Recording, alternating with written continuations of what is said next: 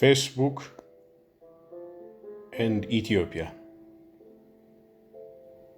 Facebook and its derivatives play a crucial role in shaping opinion and narratives. Facebook was instrumental in the Arab Springs and changing of regimes across the globe, especially in Africa and the Middle East.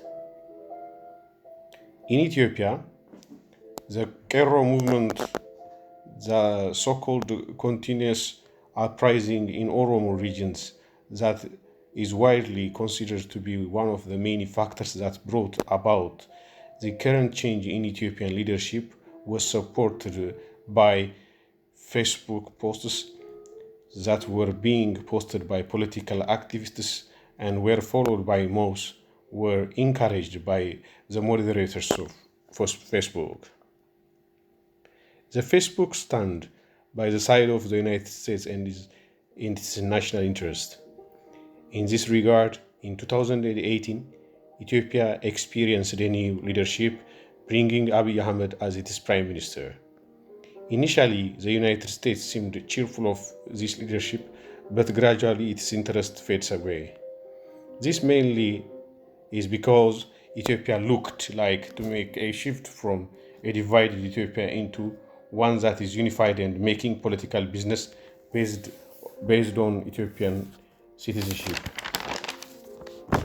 However, we didn't see so far a significant move away from the previous ethnic-based political system. The constitution remains intact, and the Abiy administration hasn't shown a sign to do that. The United States, like its own name, do not want a united Ethiopia. They will not say it in a black and white.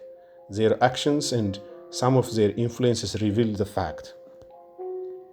Hence, we see them giving sympathy to left-winged political groups whose political capital resonates on the rights of ethnic rights over the big fish Ethiopia. When influential individuals exert their total effort on this, Ethiopia will be gone. In that case, Ethiopia will not use its resources and its potentials and remain poor. Its fragile ethnic state succumb to international and more powerful nations. In so doing, the land and its natural resources could easily be used by other great nations, and the respective ethnic states will end up being filled with the native people who lost everything. This is a point some people do not really recognize.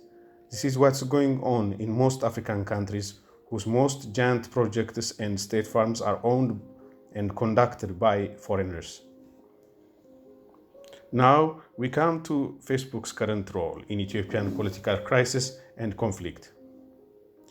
The United States and its major allies, including the chief aid organizations, have sided one group over the other. Tigray People Liberation Front has a unanimous support over the total population of over 110 million people. True, the Ethiopian Prime Minister may not be supported by all Ethiopians, but the TPLF leadership has demonstrated all sorts of earthly crimes on Ethiopians and will not allow that to continue. Facebook and its moderators keep on allowing the misinformation and flaming the TPLF rhetoric about Ethiopia. However, critical voices about the stance of Americans about the plight of ordinary non-Tigrayan people are stifled by banning and blocking the page that promotes them. I observed that Facebook is not a neutral by any measure. It has its own interest group invested on it.